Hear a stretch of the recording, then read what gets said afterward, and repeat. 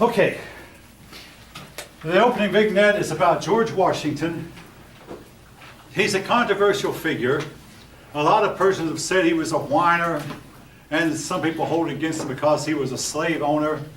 Keep in mind, he inherited his slaves, and a lot of your southern richer people were slave owners in those days. But, okay, while I'm on the topic, when I was in school, we were taught that you judge these people based on the laws and the morality and the character of their time period, and not by 2019 standards. If you take and start judging these men by 2019 standards, a lot of them are going to come up short. Nevertheless, I mean, we try to judge these men according to the standards of their own day and not the standards of ours. Now, I spent 27 years at Lockheed, and every once in a while Lockheed would change a rule that I didn't know was changed, and I got caught violating a new rule that had not been on the books when I first started in. And it's not very pleasant, to say the least. And I know one man who he went the wrong way on a one-way street, but they just changed it on Monday, the day before, that the streets were now one way, and he got caught riding a bicycle the wrong way, and he was terribly upset. But the point I'm making is you can't judge these people according to 2019 standards. If you judge Abe Lincoln by 2019 standards, he was a racist. But then again, he worked so hard to free the slaves. So you can each decide what you want to say about that. But George Washington, there are persons who say he was an opportunist, and your book leaves the question hanging. Was he reluctant to become president, or did he really enthusiastically embrace it? We don't know. We don't know what was going on inside his head. He did not have a precedent to guide him. So one thing, he would not shake hands. He considered that beneath him, so he would bow. That's strange because Barack Obama went to Arabia and bowed before the Arabian king, and he was highly criticized for it. But Washington would not bow. But then when our men went abroad, particularly when they went to Arab countries, they would salute the leader, but they would not bow, and they said, this is the way we treat our own president. We don't mean any disrespect, but we Americans do not bow. Well, their president did. George Washington tried to avoid extreme splendor, yet he was treated almost as if he were a king. There was an attempt at one point by some to make him a king. He refused to be king. There was a documentary done some 30 years ago, The Man Who Would Not Be King. But he would not be a king, but he accepted the office of presidency when it was offered under a written constitution. We do know he wanted to become an officer in the British Army. I have to say, though, I have a brother who looks down on it. He was said he was a bad man.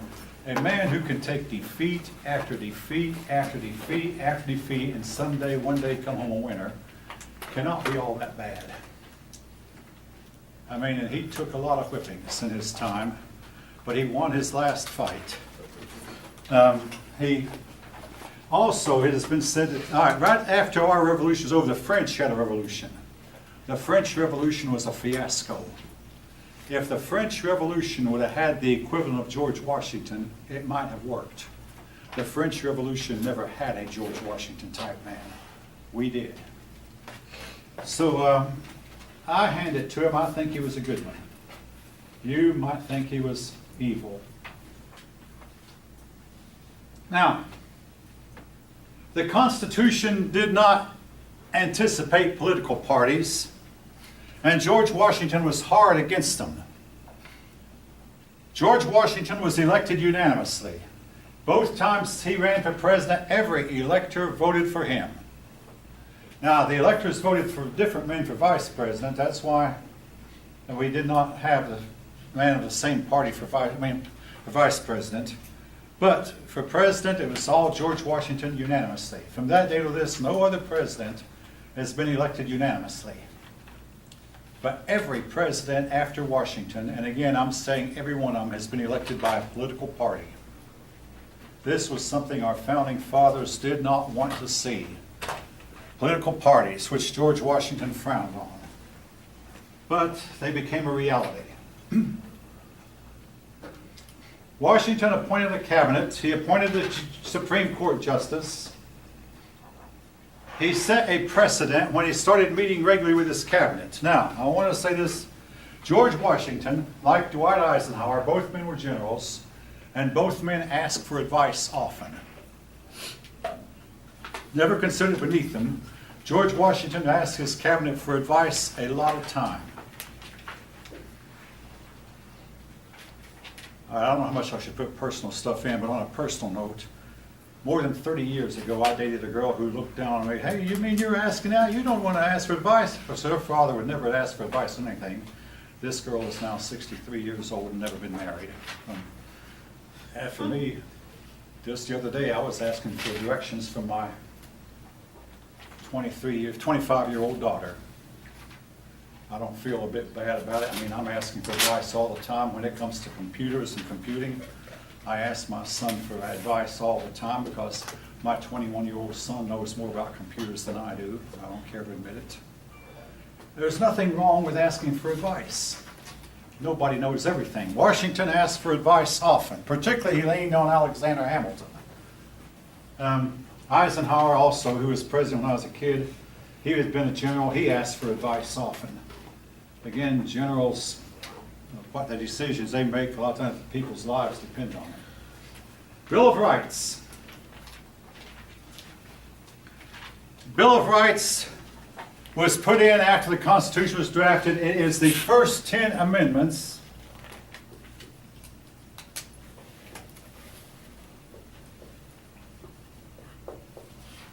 One of them guarantees that you cannot be forced to testify. The police are not allowed to twist your arm or put a flame under your chin in order to get you to talk. Torture is not allowed. Now, I'm not going to stand up here and say that the United States has never, ever tortured anyone, and sometimes the police step out of line. I mean, I'm not going to say that it doesn't happen, but it is not supposed to. In today's world, the press will grab something like that instantly and run with it. So this makes the police a lot more careful than they once were. But the Fifth Amendment says if you don't want to testify in court, you don't have to. You can always say, I plead the Fifth. And a judge is supposed to explain this is not a confession of guilt. A lot of juries are swayed by it anyway. I'm a person who pleads the Fifth every time he's asked something. A lot of juries think, well, this person has something to hide. Guarantees freedom to join whichever church you want to or not join, or become whatever religion you want to, or to have none. All these are guaranteed. Guarantees a trial by jury if you request it, but let me warn you, it's expensive.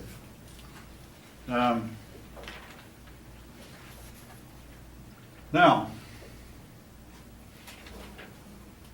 basically it's a bill of just that, rights. Now, folks, I want to elaborate on this rights a little bit more. Yes? Should we have to know like the bill of rights? The one that I'm concerned with, the Second Amendment, right to bear arms, that one you might see. The Fifth Amendment will not be on it yet. The First Amendment guarantees freedom of religion and freedom of speech, freedom to peacefully assemble. I want you to get that one. There's another one which I don't worry about. I believe there's a Third Amendment, no quartering of troops in private homes in peacetime without the consent of the owner. Again, that's solving a problem we had with the British who did that. And Like going to people's but don't write that down. The first one and the second one. Main two I'm concerned about. The second one, the right to bear arms. There are a lot of persons who want to take your guns away. And I want to remind you, one of the biggest gun control advocates in the 20th century was a man named Adolf. He took guns away, then he proceeded to kill 15 million people who were unarmed. 6 million of them were Jews. And nobody could resist him. They finally got people to try to get guns, but and the resistance was too late. Now, I want to elaborate on this principle of rights. You don't find the concept of rights in any of the ancient literature. The Bible doesn't have a concept of rights. The Muslim book, the Quran, does not either. You don't find it, as far as known, in Hindu writings, in Confucius writings. What you have instead is responsibilities. We only have rights as long as our government is strong enough to enforce them or willing to enforce them. But if this country ever loses a war and a foreign nation comes in, decide to take everything that we have from us and take us slaves and scatter us over the globe, we cannot claim any right that would stop it. Human beings have responsibilities, folk. What is wrong with the concept of rights? Simply this: it leads you to believe that because I have rights, I can live any kind of crummy life I want to and not have to take the consequences for it. And folk, it's wrong. Our founding fathers made a little mistake here. All right, hold on to your seats. Now, a couple years ago, I finally became convinced human beings have no rights. Human beings have responsibilities. In other words, it's not that you have a right to be treated fairly. It's I have a responsibility to treat you fairly. It's not that you have a right to not be slapped by your neighbor. It's that your neighbor has a responsibility to not slap you. We have responsibilities, folk. But if you make foolish decisions in your investments, or if you make foolish decisions in your character, you will take the consequences regardless of what rights you think you may have to do otherwise. If any one of you wants to comment, the floor is open now. I woke the class up this morning at 9:15 saying this, and it looks like I've woken a lot of you up. Well, good for me. And if I've stepped on your toes, I feel like I'm supposed to. Where the idea of rights leads to is entitlements. It ultimately leads to socialism. Socialism winds up being, it's not where we all share our wealth and we take money from the richer and give it to the poor. It's where we all share our poverty and we all go down alike in poverty. You might say, doesn't capitalism lead to some people starving? Yes. You get on a big ship and a hole gets in the bottom of the ship and the big ship is going down. What the captain will do is he'll seal off the doors to the section of ship that's sinking to save the rest of the people on the ship. Well, what about the people trapped inside? Sorry, folk, they perish. The alternative is to leave those doors open and the whole ship go down. Socialism lets the whole ship go down. Capitalism saves a ship but kills a few in the process. Decide which you'd rather have. All right, I'll move on. Just if you want the first class example of socialism, look at Venezuela. Going under, folk, in desperation, rioting regularly.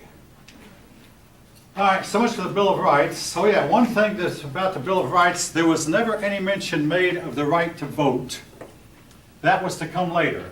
Only about a few small percentage of men, white men, who owned property could vote. That was a small percentage. Now, of course, obviously, down through time, that has been changed. But the right to vote was not given in the Constitution. The right to a free public education was not given either. And the right we have to destroy ourselves was not given either, which is what I think a lot of what we're doing today is going to wind up doing. That we have a right to destroy ourselves. No, we have a responsibility not to. All right. Roads became a little bit better. Now, during the time of the Revolution, that was economic hard times. Counting the 2 years it took to make the peace treaty, the war lasted 6 years. 2 years to make the peace treaty. Those were 8 hard years. Then we had 10 years under the Articles of Confederation. That's 18 years of economic hard times. Once the Constitution was established, prosperity came, and it lasted for a while. So we started off with our country prosperous. That kept a lot of people happy. Banks began to spring up all over the country, but not everybody was happy with the banks or the bankers. Now, I want to say this, folks. In view of what happened, banks were one of the best things that could happen to us. Again, banks are probably the only way most of you will ever be able to buy a house through lending institutions, banks and loan companies. Thanks to banks, Lockheed could make payroll every Friday. I mean, without a bank, Lockheed might go for months without paying us. But banks enable a smooth running economy because Lockheed accounts for the banks. So Lockheed would borrow money to pay us sometimes. Then when an airplane was sold, they'd pay it all back. But the banks they upset a lot of people at the time because they seemed to favor the rich. All right, hear this, the rich are snakes. Well, I attended a snake show one time where this man, Ross Allen, who was handling a bunch of rattlesnakes in front of the crowd, he said, as much as we hate snakes, we're going to miss them when they're all gone. One of these days, thanks to our automobiles and our habit of killing everyone we see, we're going to run out of snakes someday. And when we do, the rat population is going to become unmanageable. And we'll wish we had the snakes back. Okay, the rich are snakes. But I'll say this. Let the rich get richer, and the richer the rich get, the richer every one of us is going to get. Don't hold them back. Now, there's a certain kind of crab that lives in Latin America. If the natives put that crab by itself in a basket, the crab will crawl out. But if they put a dozen or more crabs in the same basket, none of them gets out. When one starts to climb up, the rest of them pull him down. If they were smart enough, they just, hey, let that one go out, and when he gets his turn going out, we'll all go out one at a time, and we'll all be free after a while. Instead, they start pulling each other down, and none of them get out. The natives don't even put a lid on the bucket. Now, of course, if they find one crab, they have to put a lid on it, or that one will get out. Yeah, hopefully you all understand the point I'm making. All right, hold on your seats. Robin Hood was said to have robbed the rich to feed the poor. If Robin Hood, I mean, I know he's a fictional character who may not have existed, but if he would have robbed the poor and given that money to the rich, we might have colonies on the moon and Mars right now. The rich know how to handle the money, most of the rest of us don't. And I don't either, so I'm not rich. There's a knack to being rich folk, and hopefully some of you might find it. And we have a movement on now to take every billionaire and take most of his money away from him and redistribute it among people who don't have much money. They'll make us primitive folk. Let the rich get richer. And we all get richer together. Not at the same pace, no, but we all get richer. Don't take it from them. All right, so much for my little speech. And no, again, I'm not rich. Anyway, these people did not know that this country was heading for trains, automobiles, superhighways, computers, telephones, and yeah, I carry my telephone in my shirt pocket. It's turned off now, of course. Hopefully yours is too, and most of you carry yours around. None of the founding fathers could envision this. Now, Alexander Hamilton was our first Secretary of Treasury. Alexander Hamilton was not American born. He was born in the West Indies. He was illegitimate. Basically, his father was not married to him, so he grew up without a father. His father was a member of high up in society, but he grew up without his father. As a young man, he came to the United States, entered King's College in New York, which is today Columbia University. Basically went to an Ivy League school. Did well in his college classes. Then he got to hanging around with the top brass, including men like Washington. He was part of one of Washington's right-hand men during the American Revolution. And when the war was over and peace was signed, George Washington made Hamilton his Secretary of Treasury. We don't circulate paper money much anymore, but hopefully all of you have seen a $10 bill. Maybe you all know whose picture is on the $10 bill. Anybody know? Anybody whose picture is on the 10? Oh, come on. I know you people don't. Do you know? Yeah, okay, you have a 10. All right. I don't have one with me. I mean, you know, because I use cards when I buy stuff anymore. I used a card to eat breakfast this morning on my way over here. Anyway, Alexander Hamilton, that's who. And on the back of the $10 bill is a picture of the Treasury Department. Hamilton in the front, the Treasury Department on the back. And then there was an automobile, or there used to be anyway, an automobile that's somebody identified once as a car that's made by a company that doesn't exist anymore. Anyway, Alexander Hamilton. Now, Hamilton had a threefold plan for the government. Set up a bank. His second plan was to call in all bonds that had been issued during the war, including bonds that were not issued, but every bond issued by every state. In other words, the state of New York, the state of Massachusetts, the state of Pennsylvania would give their bonds. This would give the federal government more power in order to say that all you states turn your bonds over to us and we will pay them back. The new bonds would bear interest. The old bonds didn't. But the new bonds, in other words, you pay us, you loan the government $100, you get $105 back, or if you keep them long enough, get $110 back. Keep them 20 years, you might get $200 back. Again, hopefully all of you know how interest works, but the new bonds would bear interest. That was his plan. His third plan was to encourage the government get the government to encourage industries. That part of the plan failed. He couldn't get it passed. He did get the bank bill through Congress. He established a federal bank, and once it passed both houses, it went to George Washington for signature or veto. Well, George Washington asked Thomas Jefferson what to do about this. Jefferson said, Mr. President, you must veto this. The Constitution doesn't give the government power to do this. Thomas Jefferson was a typical man. As a young man, he'd been a rebel. We got to get rid of the king. As an old man, he became president, and he became very conservative and very much, we've got to abide by the rigid rule of the law. Anyway, George Washington then asked Hamilton, what should I do about this? Hamilton said, Mr. President, you've got to sign it. A lot of presidents have it. One member of my cabinet says one thing, another member says another. Ultimately, the decision was Washington's himself. Washington signed. I can't say he did wrong. Again, now, the national bank that they established, eventually Andrew Jackson did away with it because he didn't like it, having grown up poor. What it eventually gave him, to make a long story short, it gave way to the Federal Reserve. Now, I want to quote to you a line of the Constitution.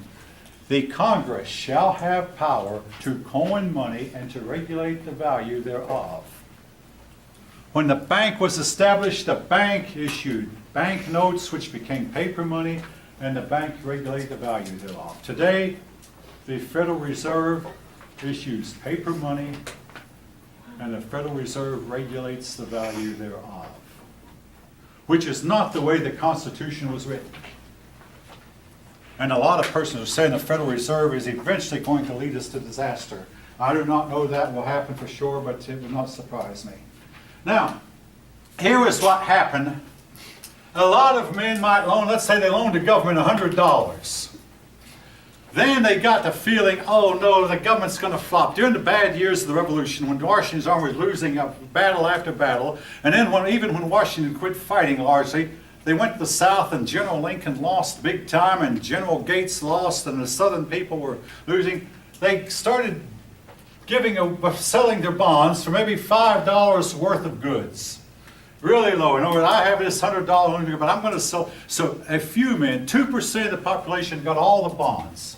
Hamilton said, turn in your bonds and we'll give you not only the original amount, but with interest. So a lot of men would get a bond for $5 that was really had a $100 value, and they wound up getting $105 for it. A lot of men made what's called a windfall profit. If you know anything about bonds, bonds change in value just like the stock market does.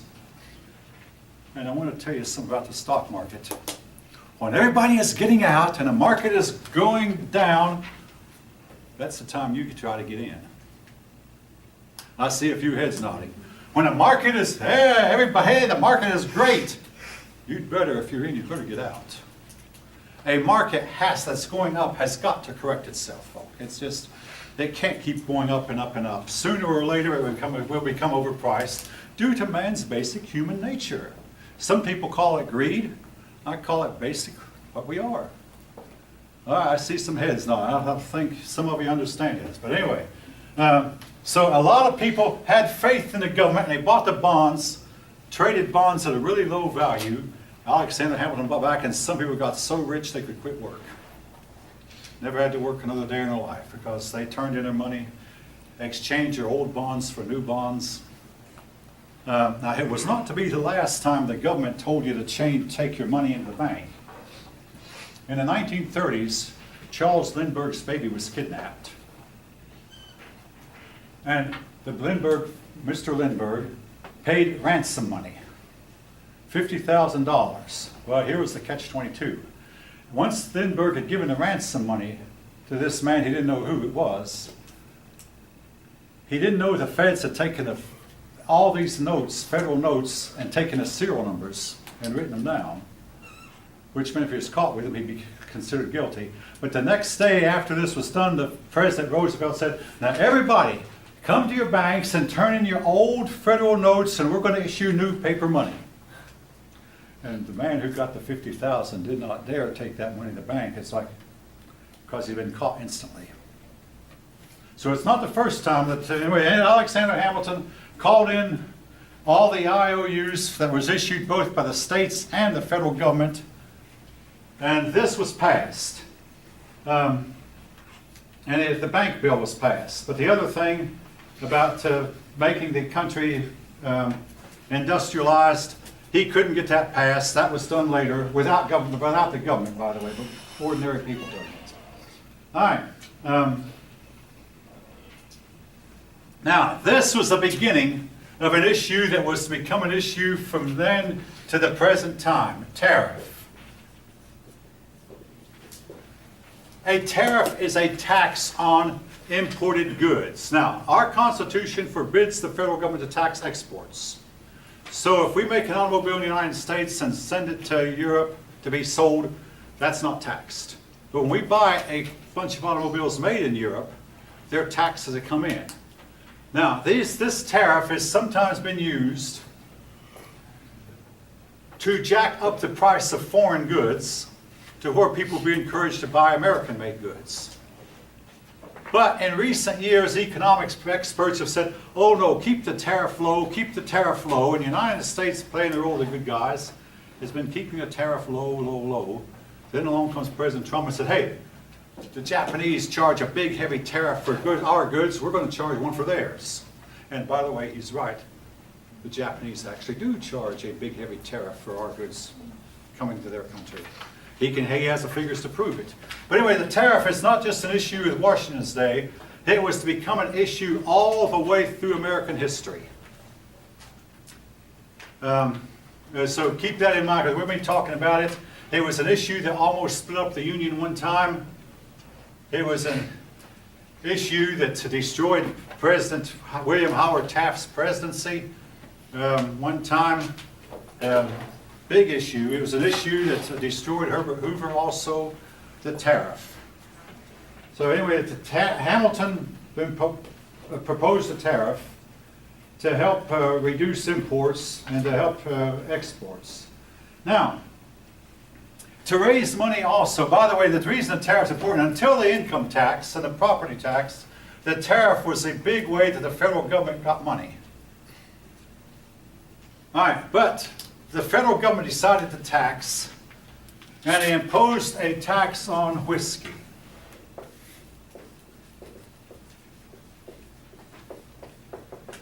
This led to the whiskey rebellion. Now, when George Washington took office, he was in New York, the capital was in New York. Before his term was over, the capital moved to Philadelphia. So George Washington was operating the country from Philadelphia, and he signed a bill into law that would tax whiskey. While living in western Pennsylvania, and this hits home to me because my ancestors came from western, and for all I know, my ancestors might have participated. 500 western Pennsylvanians, some of whom had served in George Washington's army during the Revolution, said, we're not going to pay the tax. The tax collector said, I'm going to stay here and collect it while they burned his house down. When Washington heard this, he collected 15,000 federal troops, not 500 folk, and he said to them, go march and put down this rebellion. So 15,000 troops headed across the Appalachian Mountains to western Pennsylvania. Washington set a precedent here. He stayed behind in Philadelphia and directed the operation from behind the scenes. But his right-hand man, his close buddy Alexander Hamilton, went along. When they got to western Pennsylvania, they saw no rebels, but the tax was collected. The rebels all vanished into the countryside and made themselves scarce. They would not fight the 15,000 trained troops. It was the first test of the federal government's resolve, and it proved the federal government is resolute. The laws passed by the federal Congress must be obeyed.